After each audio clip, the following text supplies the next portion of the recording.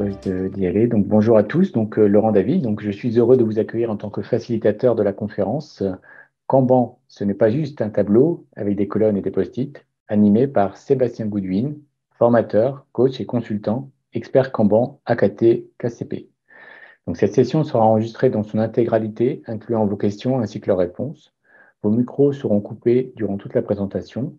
Pour poser des questions, merci d'utiliser la section Q et R de l'outil Zoom. Donc, nous aurons donc une présentation d'environ 40 minutes pour ensuite aborder les principales questions que vous aurez posées et que je répondrai à l'oral. Avant de passer la parole à Sébastien, nous remercions les sponsors Gold de Michelin, Valence, MBCS, ZenValue et le PMI France qui permettent l'existence de ces deux belles journées. Maintenant, je laisse la parole à Sébastien pour démarrer sa présentation. Merci Laurent et bonjour à tous. Pour cette présentation, Kanban, ce n'est pas juste un tableau avec des colonnes et des post-it. Alors, deux petites informations pratiques. La première, c'est qu'on aura une partie interactive dans la deuxième partie de la session. Donc, si vous avez un téléphone, je vous invite à flasher le QR code de Menti. Et si vous êtes avec un téléphone portable, eh bien, vous pouvez vous connecter sur la page de menti.com avec le code. Donc, Laurent donnera le code dans le chat pour que vous puissiez vous connecter pour l'activité tout à l'heure.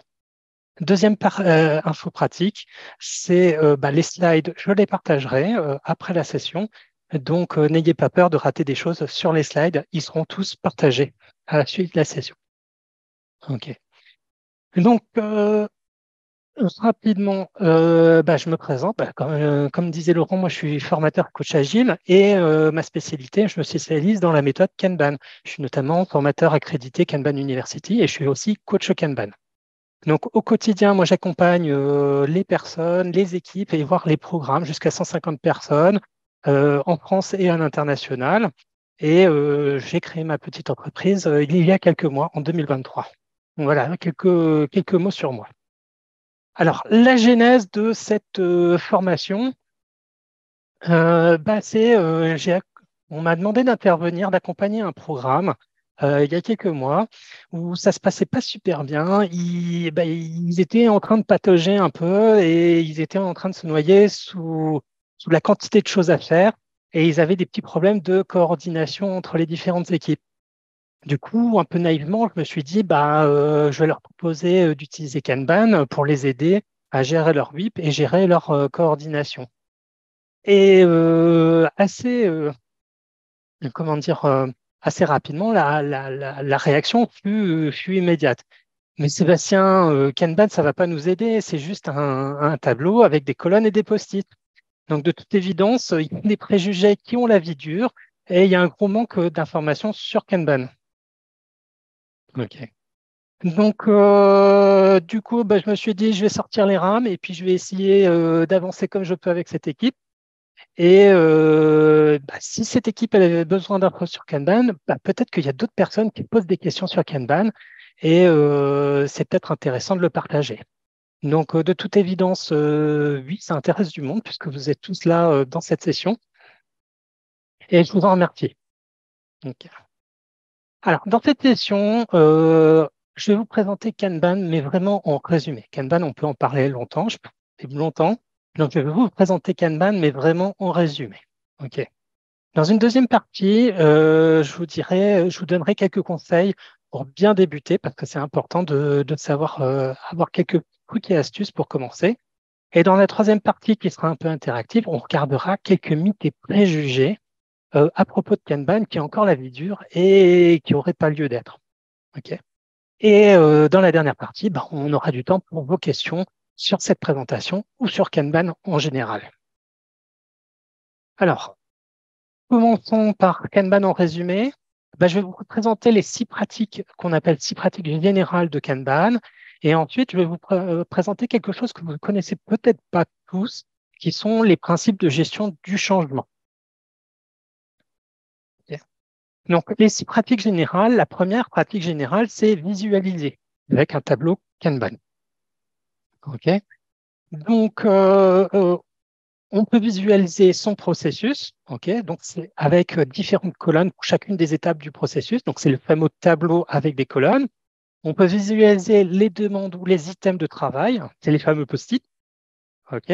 Et sur les post-it, on peut voir d'autres choses, si vous avez besoin de mettre d'autres informations, comme les détails de votre demande et plein d'autres choses. Ça sera à vous de voir, mais de quoi vous avez besoin de visualiser pour bien gérer vos demandes clients et gérer le processus, le flux du processus.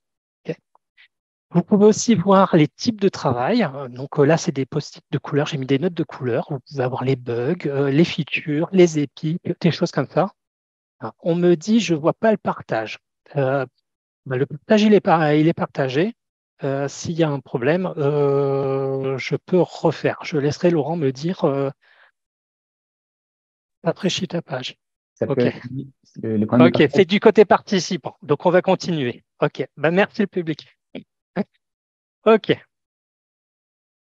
Donc, les types de travail, par exemple, ça peut être des bugs, des épiques, des choses comme ça. Donc, les différents types de travail. OK. Euh, j'ai perdu. OK. Donc, vous pouvez aussi visualiser vos bloqueurs et vos risques. C'est les fameux post-it rose ou rouge pour indiquer il y a un bloqueur, il y a un problème, il faut intervenir pour alerter l'équipe. Vous pouvez visualiser aussi les limites de vie. On en reparlera un petit peu plus tard. On peut visualiser aussi différents projets ou différentes initiatives avec des couloirs, les fameux couloirs de nage, swim lanes. Et puis, on peut visualiser des règles dont on parlera tout à l'heure. Donc, ça, c'est des exemples de qu'est-ce qu'on peut visualiser. C'est pas exhaustif, c'est juste des exemples. C'est pour ça qu'on dit que cette pratique de visualiser, c'est une pratique générale. Donc, si vous avez besoin de visualiser autre chose pour bien gérer votre demande et vos processus, visualisez ce dont vous avez besoin. Là, c'est juste des exemples. OK. Donc, c'était la première pratique générale, visualiser avec un tableau Kanban. La deuxième pratique générale, c'est limiter le travail en cours. Vous travaillez, limiter le WIP, Work in Progress en anglais. OK. Alors, pourquoi limiter le travail en cours, c'est important? C'est parce que, en fait, votre processus, de travail, c'est un peu comme un parking payant en ville. Vous savez, les parkings payants où il y a des barrières à l'entrée, à la sortie pour rentrer, et très souvent, il y a un panneau indicateur qui vous indique le nombre de places encore disponibles dans le parking. Et s'il n'y a plus de place, on ne vous laisse pas rentrer. Pourquoi on ne vous laisse pas rentrer sur le parking? C'est parce que si on le fait rentrer trop de voitures, les gens, ils commencent à tourner en rond parce qu'ils ne peuvent pas garer.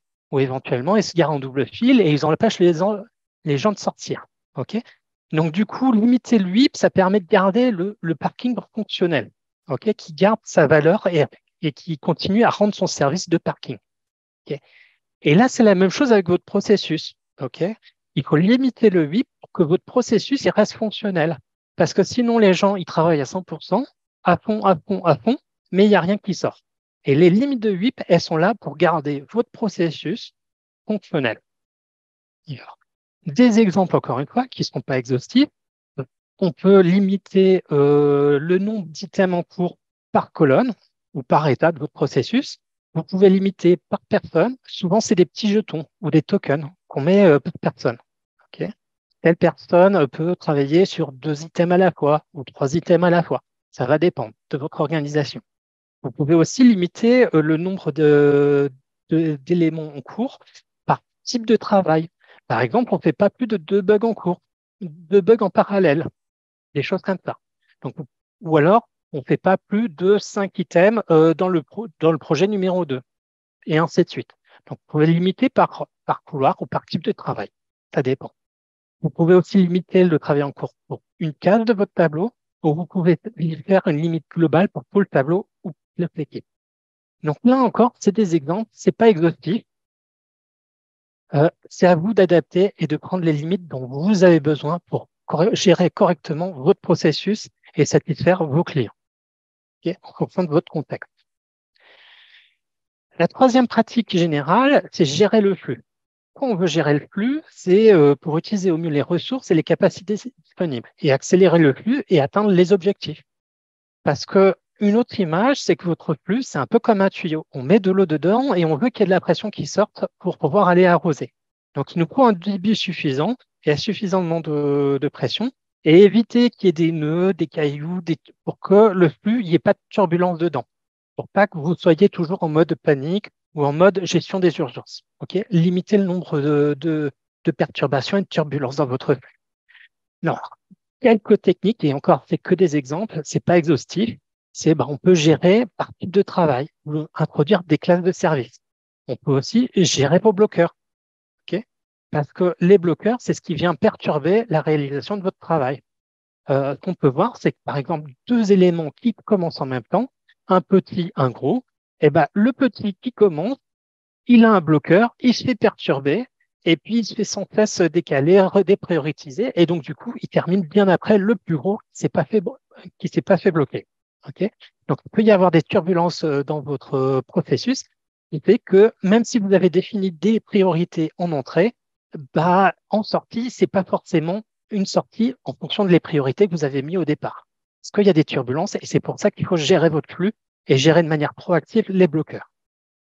Alors, pour gérer le flux, on peut aussi utiliser des métriques. Il y a pas mal de métriques. On va en reparler plus tard. Et moi, demain, j'ai une autre session à 17h15 à propos de certaines métriques pour faire de la planification et des prévisions. Donc, ça sera rendez-vous demain, 17h15, dans le track C. Alors, quatrième pratique générale, c'est de rendre les règles explicites. Alors, des exemples, ça peut être votre definition of done. Quand est-ce qu'on dit qu'un item est terminé? Terminé pour une étape ou terminé au final? Quels sont les critères de sélection? Quels sont les critères pour dire qu'on est prêt à travailler dessus? Quelles sont les actions à réaliser? Bah, dans telle étape, il faut faire 1, 2, 3, 4 avant de dire on peut passer à la suite. Quels sont les critères d'acceptance pour les utilisateurs? Et comment on gère les dépendances? Est-ce qu'il y a des critères d'escalade? OK? Quand est-ce qu'on doit escalader et à qui? Donc, rendre explicite ces règles. Alors, pourquoi c'est important? C'est parce que souvent, les gens, ils ont les modes de fonctionnement dans leur tête, mais ils ont du mal à les expliquer. Du coup, ça crée des désalignements dans l'équipe parce que chacun a sa propre vision du processus et comment les choses elles fonctionnent. Donc, les rendre explicites, ça permet de réaligner toute l'équipe, ok, et d'être plus réactif et de mieux se comprendre. Un autre avantage, c'est que si elles sont explicites, les règles, vous pouvez les challenger. Ok, elles sont affichées très souvent en bas ou en haut de votre tableau. Donc, si elles sont explicites, tout le monde peut les voir et tout le monde peut les challenger pour au cas où, se poser la question, est-ce qu'elles sont toujours valides, nos règles? Est-ce qu'elles sont toujours pertinentes? Est-ce qu'il ne faudrait pas les changer? Parce que les règles du processus, bah, c'est les règles de l'équipe. Donc, c'est l'équipe qui peut les changer. Ça permet aussi de partager les connaissances et de permettre l'onboarding des nouveaux arrivants plus rapidement. Okay, donc ça, c'est très intéressant, surtout si vous avez du turnover ou que vous avez des nouveaux arrivants qui sont peut-être pas habitués à votre mode de fonctionnement. Ça permet de les inclure, faire de l'inclusion des nouveaux arrivants de manière très rapide pour qu'ils soient au bon niveau très rapidement. Alors, ça permet aussi d'éviter des erreurs et d'assurer une qualité consistante. Parce que quand les règles sont affichées au tableau, ben, on les lit, on les voit et on s'en souvient. Moi, ça m'est déjà arrivé de me dire, ah, je me suis fait avoir la dernière fois, j'ai marqué la règle, donc là, je la vois en délit, je m'en souviens, je ne vais pas l'oublier, comme ça, je ne vais pas avoir besoin de tout défaire et tout recorriger, et que ça va me prendre du temps. Je vais le faire juste du premier coup et je vais être plus rapide, avec une bonne qualité. OK. Donc, du coup, ça permet d'accélérer et de fluidifier votre processus, encore une fois. Donc, la cinquième pratique générale, c'est implémenter des boucles de feedback. Parce qu'avec déjà les 4 premières pratiques que je vous ai présentées, eh ben, votre tableau Kanban, c'est pas juste un tableau de management visuel. C'est d'un point de vue systémique, c'est ce qu'on appelle un système. Et les systèmes, pour se réguler et pour s'adapter au changement de l'environnement, ils ont besoin de boucles de feedback. OK. Donc, il y a plusieurs règles, il y a plusieurs boucles de feedback. La première, celle au milieu en bas, Kanban Meeting, la réunion Kanban, ça correspond très généralement à ce que les gens ils ont l'habitude, avec Scrum et d'autres méthodologies, au daily stand-up, ok, la réunion quotidienne, la réunion Kanban. Elle se passe un petit peu différemment des autres réunions quotidiennes avec d'autres méthodes parce qu'en fait, on va parcourir le tableau de droite à gauche, c'est-à-dire de la fin du processus vers le début, parce que rappelez-vous l'image du parking. pour commencer une nouvelle chose, il faut d'abord en terminer. Donc, c'est pour ça qu'on regarde dans cette réunion très tactique qui dure que 15 minutes, d'abord les choses qui sont le plus proches de la sortie, essayer de les faire avancer, essayer de les faire sortir, faire de la place dans notre parking, dans notre système Kanban pour pouvoir commencer ensuite de nouvelles choses. Okay, c'est l'adage en Kanban, stop starting, start finishing, ou en anglais, arrêtez de commencer, commencez par finir. Donc ça, c'est la première boucle de feedback, Kanban meeting, celle en bas au milieu. Alors, en bas à gauche, vous avez la réunion de réapprovisionnement. Pour ceux qui font du Scrum, ça ressemble un peu au sprint planning, sauf qu'on fait ça de manière plus régulière, par exemple une fois par semaine, et ça dure peut-être un quart d'heure ou 30 minutes. Parce que généralement, dans un sprint planning, on se pose plein de questions compliquées. C'est ça à quelle taille, ça à combien de points de sprint, de vélocité, comment on le découpe, c'est quoi le sprint goal, et ainsi de suite. Alors que là, dans cette réunion de réapprovisionnement, on va juste regarder notre tableau Kanban, combien on a de place en entrée, et si on peut commencer que 2 tâches, on se pose juste la question, c'est quoi les 2 tâches les plus importantes à commencer? Et savoir c'est quoi les 2 tâches les plus importantes à commencer, c'est des questions faciles, très faciles. Donc, c'est pour ça que cette réunion de réapprovisionnement, vous pouvez la faire régulièrement et elle est très courte. Okay. La troisième boucle de feedback intéressante pour démarrer, c'est celle en bas à droite qui s'appelle la réunion de livraison ou Delivery Planning Meeting. C'est régulièrement, on se pose la question, mais qu'est-ce qu'on a terminé ou qu'est-ce qu'on va terminer très prochainement et à qui on doit le livrer et comment on va le livrer. Je ne vais pas en parler beaucoup plus. Et enfin, la quatrième réunion qui est importante, c'est celle au centre. Elle s'appelle Service Delivery Review. J'ai mis, attention, c'est équivalent à une rétro ou une rétrospective. Okay, j'en parlerai un peu plus en détail tout à l'heure, de la rétrospective. Donc, comme vous pouvez voir, quand j'en parle comme ça, quand je vous les explique, en fait, vous avez peut-être déjà des boucles de feedback qui ressemblent beaucoup. OK? Donc, les boucles de feedback, vous n'avez pas forcément besoin de créer de nouveaux meetings, de nouvelles réunions. Vous les avez sûrement déjà. Il suffit de les transformer un petit peu pour bien gérer votre système Kanban. Alors, il y a 3 autres boucles de feedback, les Risk Review, Operation Review et Strategy Review. Je ne vais pas en parler aujourd'hui parce que, en fait, c'est quand vous commencez à passer à l'échelle, OK? À commencer avec plusieurs équipes interconnectées. Donc, passage à l'échelle, et je ne vais pas en parler aujourd'hui. Donc, c'était la 5e pratique générale. Enfin, la 6e pratique générale, c'est s'améliorer collaborativement et évoluer expérimentalement en utilisant la méthode scientifique et des modèles. Okay. Donc, le point important d'entre nous, c'est s'améliorer collaborativement. Ça veut dire de manière collaborative. C'est-à-dire, c'est pas l'affaire, c'est pas le sujet d'une seule personne en charge des méthodes, des process ou de la qualité. C'est pas juste l'affaire du manager ou du Scrum Master ou peu importe. C'est l'affaire, c'est une responsabilité d'équipe. Ça, c'est le premier point.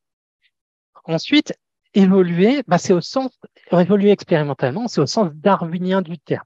Okay, on va évoluer petit à petit pour s'adapter à notre contexte, okay, au contexte de pression des clients, du management, peut-être des normes, des règles, des régulations. On est obligé de s'adapter constamment. Okay. Et expérimentalement, c'est au sens scientifique du terme, c'est-à-dire on va inspecter, on a une idée, on pense que ça peut être quelque chose, donc on pose une hypothèse, on va la tester et on va regarder les résultats. Et si les résultats sont positifs, on va garder cette expérimentation et l'intégrer dans notre processus pour s'améliorer. Et puis, si c'est pas bon, on retourne en arrière et on essaiera une autre hypothèse. Okay. Donc, ça, c'est méthode scientifique et évoluer expérimentalement, faire des expérimentations. Et ensuite, utiliser des modèles, c'est comme vous l'avez vu, Kanban, il y a quelques pratiques, mais assez simples. Donc, ça ne vous dit pas en détail tout ce qu'il faut faire. Donc, vous pouvez utiliser ce qu'on peut appeler des plugins ou des modèles pour complémenter Kanban. Par exemple, c'est le Plan Do Check Act ou la route Deming. Si vous faites du TOC, des théories des contraintes, ça peut être le plugin. Et puis là, on est au PMI. Vous avez sûrement plein de modèles très intéressants et très utiles dans le PMBOK. Donc, utilisez les modèles dont vous avez besoin du PMBOK pour enrichir Kanban.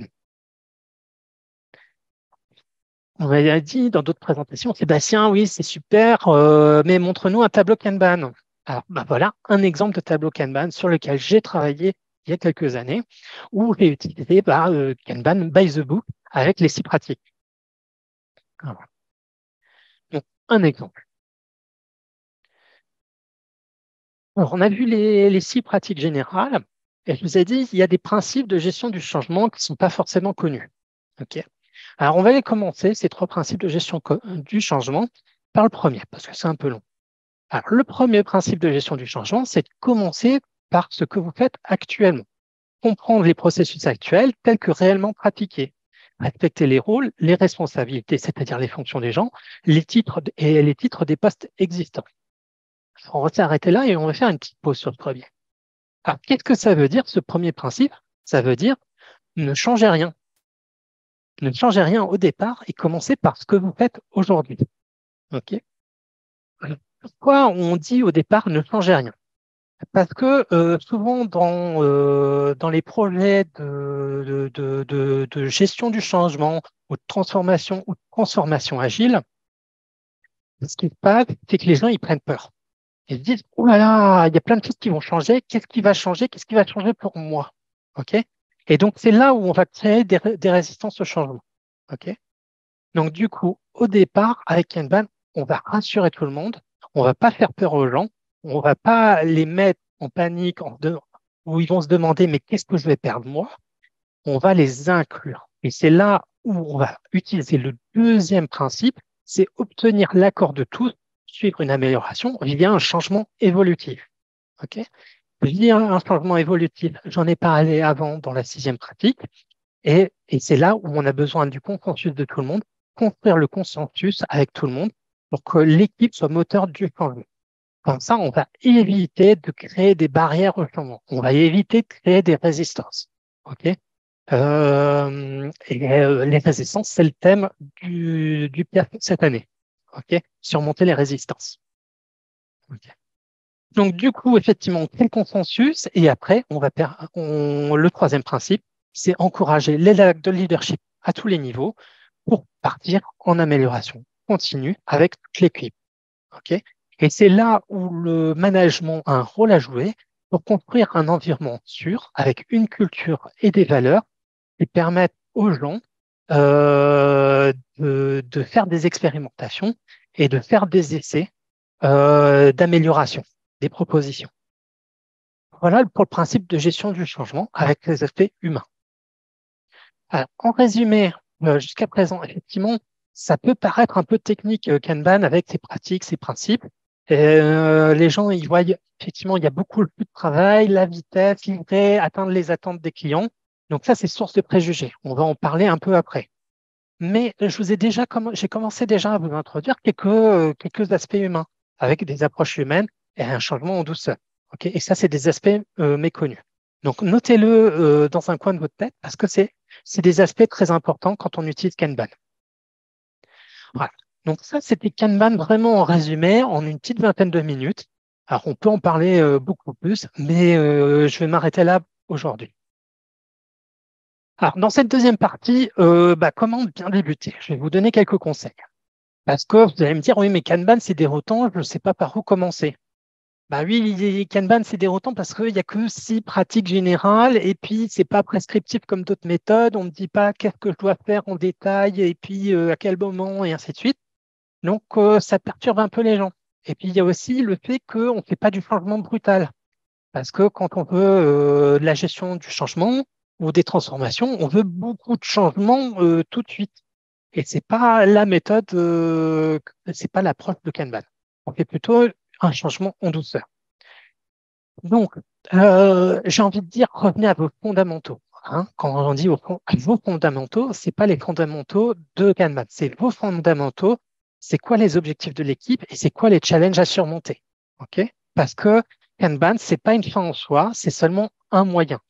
Du coup, de comment on commence, c'est pas une question de méthode, c'est surtout une question business. OK? C'est où vous, en tant qu'équipe, ou vous, en tant qu'entreprise, où est-ce que vous voulez aller? De quoi vous avez besoin?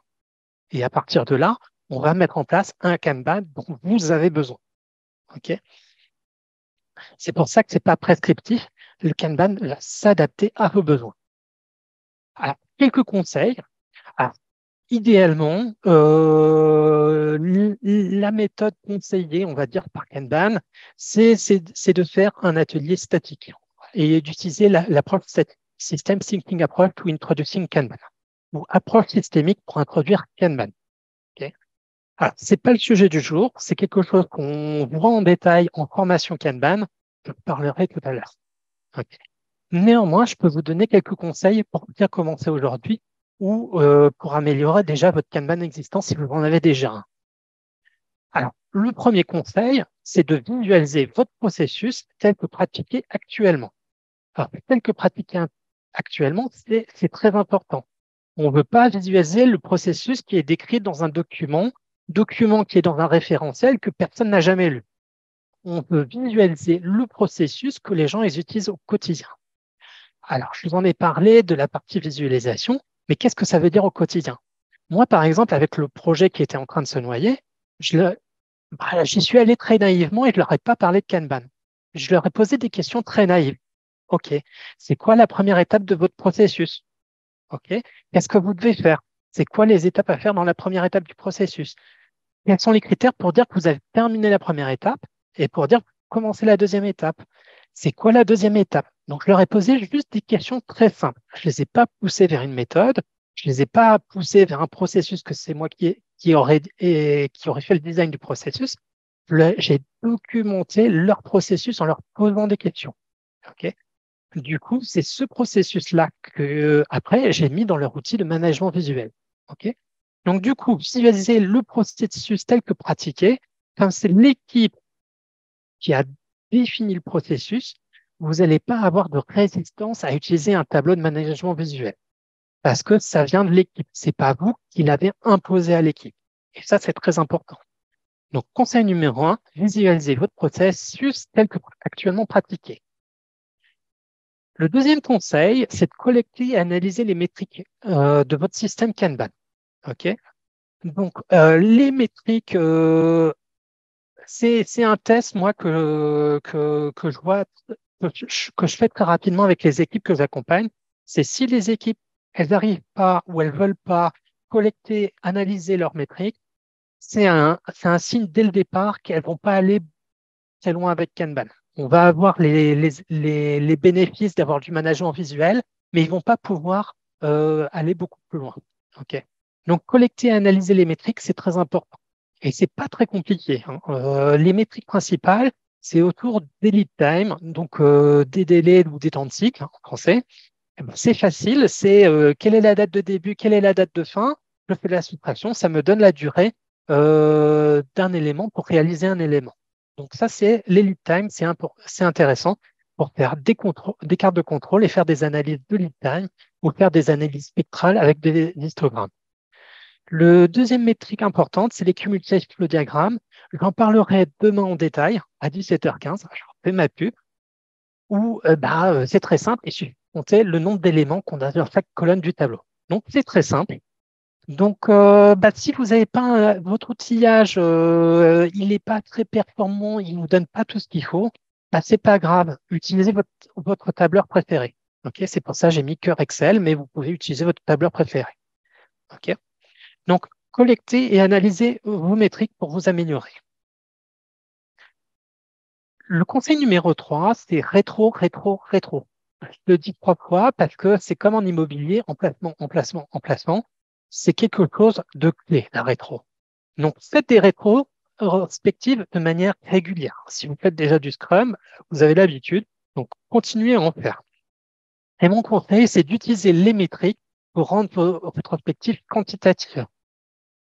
Et vous allez voir, ça va faire évoluer vos rétrospectives pour qu'elles aient plus d'impact. Alors, à la base, votre rétrospective d'équipe, elle est très souvent très qualitative, ok? Centrée sur l'équipe. Comment on a fonctionné ensemble en tant qu'équipe? Comment on peut s'améliorer? Et parfois, c'est un peu dysfonctionnel. Les gens, ils s'en servent pour vider leur sac. Et à la fin, il n'y a pas beaucoup d'actions d'amélioration qui sont décidées et mises en œuvre. Donc, mon conseil, c'est d'utiliser les métriques de votre flux de travail, de votre tableau Kanban, et de les injecter dans cette rétrospective pour que votre rétrospective, elle devienne une flow review, une revue du flow. Alors, le focus, ça sera toujours l'équipe, comment on a fonctionné ensemble, mais ça va se transformer à comment on a fonctionné ensemble pour avoir un flux performant, pour sortir des items de travail, pour terminer des choses. Ok. Donc, c'est toujours votre rétrospective, mais qui a été augmentée avec plus de profondeur. Et au fur et à mesure que votre flux il va être amélioré en termes d'efficacité et de performance, à un moment donné, votre flow review, elle va se transformer en comment on a fait ensemble pour bien gérer le flux afin de bien servir le client. Ok. Donc, elle va gagner en profondeur et c'est à ce niveau-là que votre team rétrospective d'équipe qui sera passée flow review, elle va devenir une revue de service ou une service delivery review. C'est toujours votre rétrospective de base, mais qui a été augmentée. Donc, utilisez votre rétrospective, injectez les métriques et gagnez de la profondeur dans vos rétrospectives pour améliorer le flux et améliorer la satisfaction client. Conseil numéro 4, c'est limiter le travail en cours. Alors, limiter le travail en cours, limiter le WIP, c'est la pratique la plus importante dans Kanban.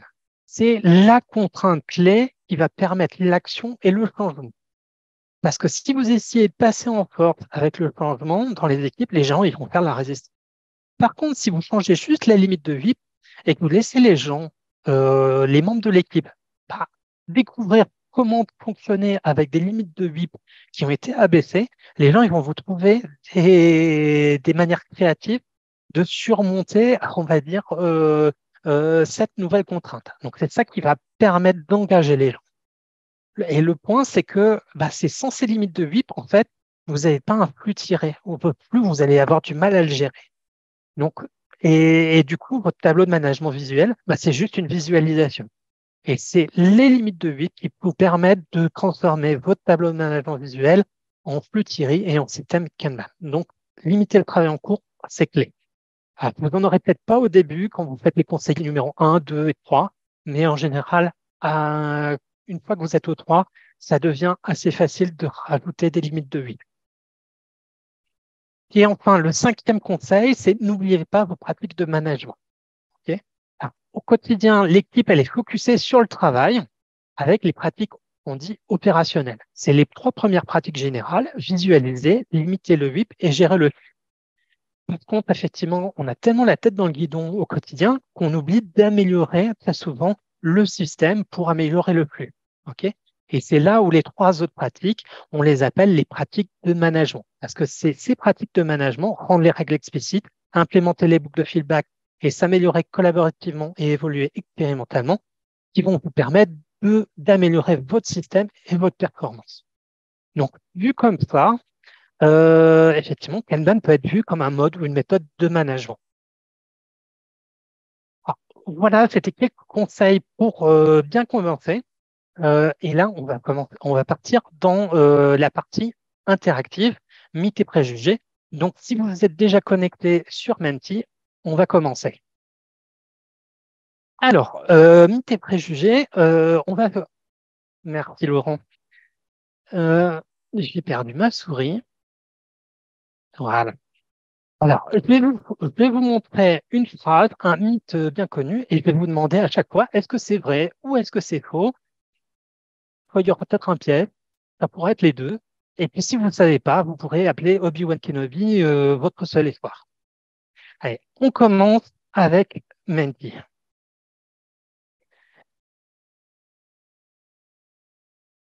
Alors, Kanban ou une autre méthode, il faut choisir. Vrai ou faux?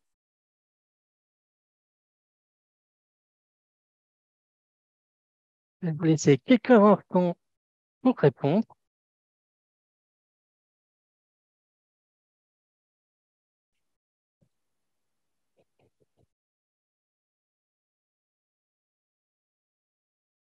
En 40 répondants, c'est en train de se stabiliser. OK. Alors, Kanban ou une autre méthode, il faut choisir. Eh ben, alors, je vois qu'il y a. OK. Alors, c'est faux, mais vu les réponses, on peut dire aussi les deux. Oui, on a le droit de faire Kanban et une autre méthode. OK. Donc, c'est faux et les deux sont acceptables comme réponse. Bien joué. Alors, ce qu'on voit dans la communauté, effectivement, c'est que par exemple, Scrum, Scrum.org, eh ben maintenant, ils font des formations Professional Scrum with Kanban. pour ceux qui connaissent Safe, dans Safe, il y a des teams Kanban, il y a des programmes Kanban, des solutions Kanban, des portfolios Kanban. Et puis, vous avez même Kanban University qui fait du Scrum Better with Kanban. Donc, c'est tout à fait possible.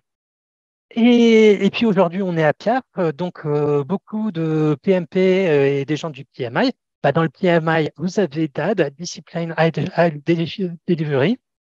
Il y a des life cycles, des lean life cycles avec du Kanban. Donc, c'est tout à fait compatible aussi avec le PMI, PMBOK. Donc, Kanban est parfaitement compatible avec d'autres méthodes. Alors, pour exemple, moi, le projet qui était en train de patauger, eux, ils avaient un beau cycle en V avec des équipes de développement Scrum tout en bas de leur cycle en V. Et puis, je leur ai mis un beau Kanban par-dessus. Donc, c'est tout à fait compatible. Alors, deuxième mythe. Alors, on va commencer à faire attention parce que les mythes, ils ont une tournure négative. Je les ai laissés en tournure négative parce que c'est comme ça qu'ils sont énoncés quand il y a des résistances. Alors, le mythe, c'est il n'y a pas de méthode, il n'y a pas de démo ou démonstration dans la méthode Kanban. Vrai ou faux?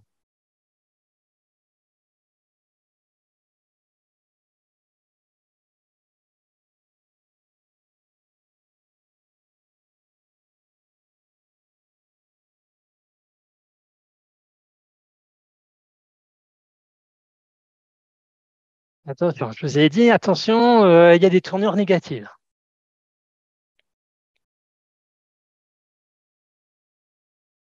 OK, ça s'est stabilisé. Allez, on passe à la réponse. Oui, c'est vrai, il n'y a pas de démo dans la méthode Kanban. Effectivement, Kanban ne prescrit pas de démo. OK. Alors, par contre, effectivement, ça ne fait pas partie de la méthode. Par contre, si vous êtes dans un processus de développement logiciel, vous pouvez toujours tout à fait choisir d'inclure Kanban dans votre processus. Mais ça va être votre processus. Kanban ne va pas vous l'imposer. Ça va être votre choix. OK. Et ça, c'est un point important parce qu'il y a beaucoup d'objections à Kanban en disant oui, mais il n'y a pas de démo, il n'y a pas ceci, il n'y a pas cela. Oui, mais c'est pas parce que ça fait pas partie de la méthode qu'il n'est pas interdit de l'utiliser. OK?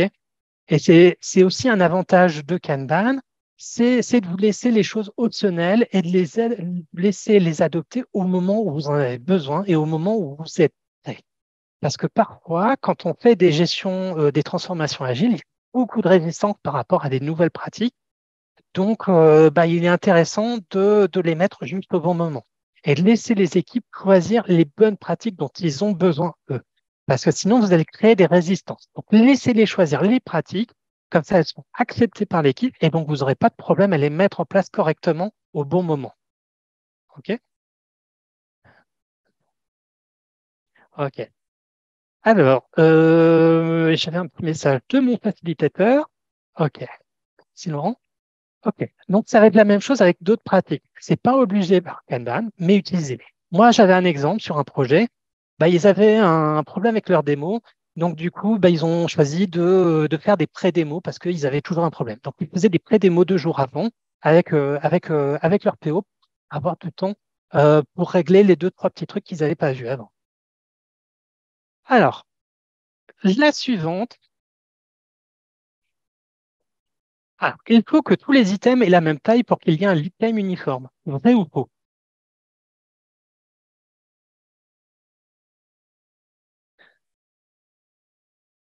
Laurent, j'ai vu le temps, je le gère. Alors, OK.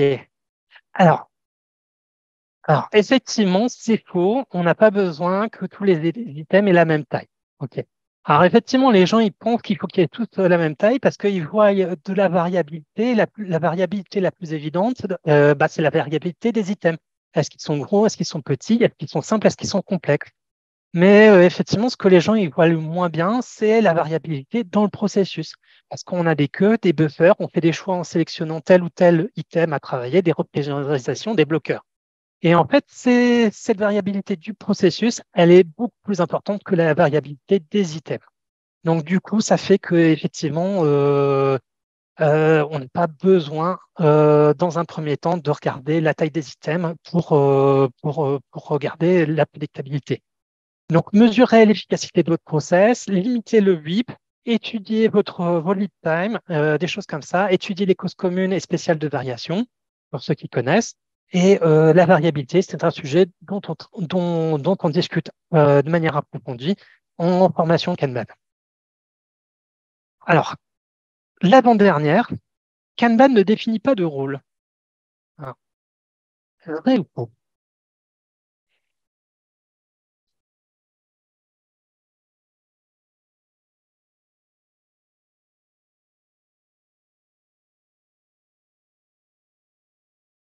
Je vous laisse se stabiliser encore quelques secondes. OK. Alors, il y a un piège dans celle-là. Donc, il y aura beaucoup de gagnants parce que c'était vrai et c'est devenu faux. OK. Alors, je vais expliquer. Alors, effectivement, au début, Kanban ne préconisait pas de rôle. OK. Mais au fur et à mesure que Kanban s'est développé, les gens, ils ont vu qu'il y avait des rôles qui émergeaient de manière spontanée et de manière récurrente dans toutes les implémentations de Kanban. OK. Et en fonction des besoins. Et ces rôles, ils ont été ensuite codifiés parce que c'était toujours les mêmes qui apparaissaient et c'était bizarre que ce soit toujours les mêmes rôles qui apparaissent. Donc, c'est les rôles de Flow Manager, de CRS Delivery Manager et de Service Request Manager. Et il y a des critères d'émergence qui font que vous allez avoir besoin à un moment donné d'avoir ces rôles. Donc, ils ne sont pas obligatoires, mais à un moment donné, vous allez vous poser la question. Donc, ça va être les besoins de coordination quand vous avez commencé à avoir des process qui deviennent compliqués, que plus personne n'a la vision globale du processus. C'est quand vous commencez à avoir plusieurs équipes, la taille et la nombre des équipes. Là, à ce moment-là, vous allez avoir besoin de gens qui coordonnent. Ou quand vous avez une structure organisationnelle qui peut l'imposer, notamment avec des structures matricielles, avec des pôles de compétences, et notamment avec des pôles de compétences qui ont des rôles forts par rapport au rôle de project manager. Ceux qui sont PMP, quand je leur parle de rôle de PM fort, PM faible, je pense qu'ils voient ce que je veux dire. Il peut y avoir aussi la culture d'organisation qui rentre en jeu. OK? Donc, parfois, il faut faire une réorganisation pour mettre le rôle et améliorer les choses. Je ne vais pas en parler beaucoup plus. Alors, le suivant, c'est il n'y a pas d'humain avec Kanban, ce n'est que pour gérer les processus.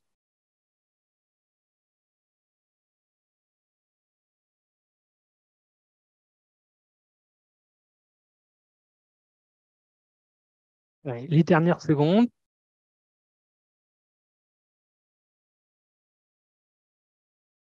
Ok, oui, effectivement, c'est faux. Il y a beaucoup de gens qui ont été attentifs et effectivement, c'est pas que pour les processus. Il y a aussi beaucoup d'humains. On voit quand on implémente Kanban, les premiers résultats, ils sont pas directement sur le processus. Ils sont beaucoup sur les aspects humains.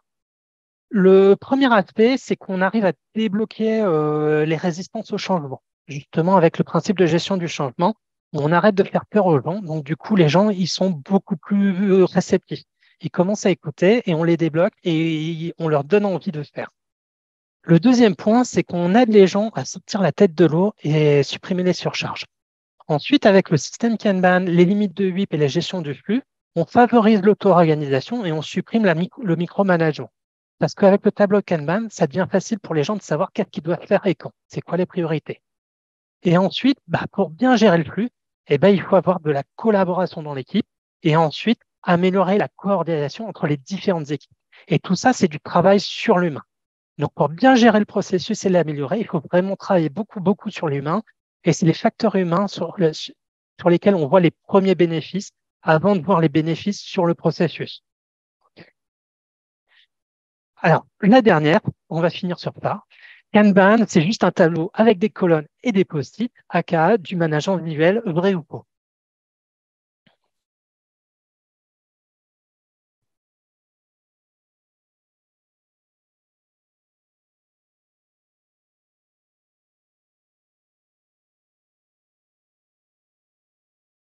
Ok, ouais. Alors, tout à fait, effectivement, c'est faux. Et je suis content des réponses que vous avez mises. Ça veut dire que les messages sont bien passés. Alors, pour terminer cette présentation, je vous ai dit, je suis formateur Kanban, donc un petit écran de pub. Et si vous êtes intéressé pour aller plus loin avec Kanban et vous former avec Kanban, n'hésitez pas à me recontacter pour des formations certifiantes. OK? Et comme je vous disais, demain, je fais une autre présentation sur les métriques Kanban, donc rendez-vous à 17h15. Et au-delà de la session de Q&A, si vous pouvez toujours me contacter par LinkedIn ou par email. OK? Et il y avait déjà une question dans le chat. Oui, les slides, vous les aurez tout à l'heure. Ouais. Voilà. Donc, moi, Merci. j'en ai fini. Et puis, place à vos questions. Merci Sébastien donc, pour cette présentation et ces petits tests complémentaires. Une première question en fait, qui a été posée, c'est as-tu des conseils sur les Kanban digitaux, idéalement en libre accès? Point d'interrogation. Non, je n'ai pas forcément de conseils. Alors, est-ce que tu peux répéter la question? C'est par rapport aux digitaux qui sont en libre, c'est ça? C'est marqué as-tu des Ou c'est conseils? digitaux tout court? C'est dans les questions-réponses, c'est as-tu des conseils sur les Kanban digitaux, idéalement en libre accès? Merci. Alors, digitaux en libre accès, il y en a plusieurs. J'ai pas de favoris. Moi, je travaille avec des équipes et ils travaillent avec plein d'outils différents. OK? Que ça soit du Jira, du GitHub Enterprise, du Planner, d'autres outils. Oui, effectivement, Microsoft Planner ou comment ça s'appelle, du Trello. Donc, il y a des gens qui commencent avec des choses très simples comme du Microsoft Planner ou du Trello et c'est très bien. Voilà. Alors, après, Kanban est agile. Est-il facile de le mettre en place dans un projet waterfall?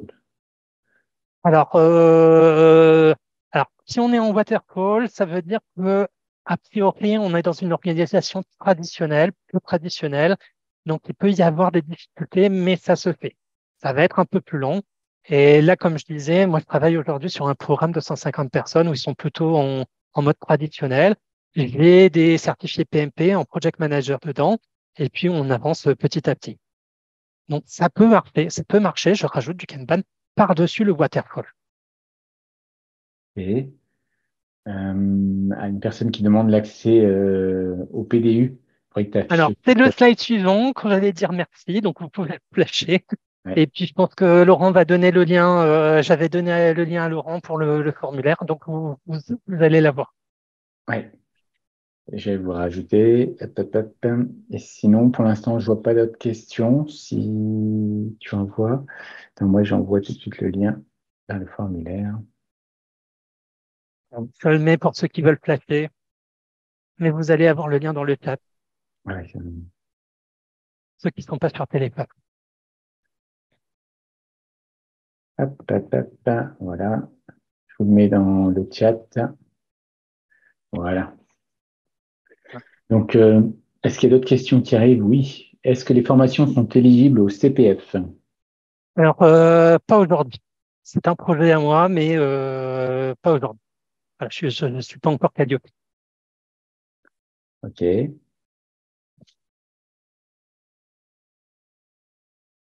Avez-vous évoqué les colonnes blocage ou les retours arrière? Alors, là, on n'est pas parlé aujourd'hui. Effectivement, en théorie, il n'y a pas de retour arrière, mais on sait qu'en pratique, parfois on en a besoin.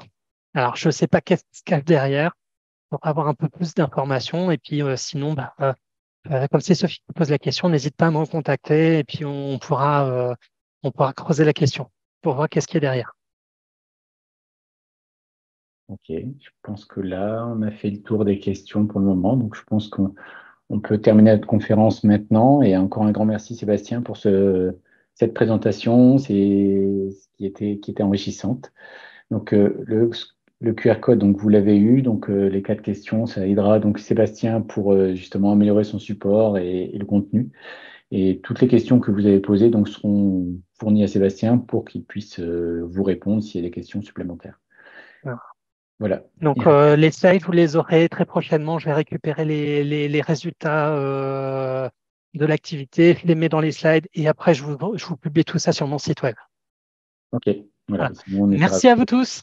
Ah, super. Donc maintenant, il ne reste plus qu'à participer à la prochaine séance. Et à bientôt. Ouais, à demain, 17h15. Traxé.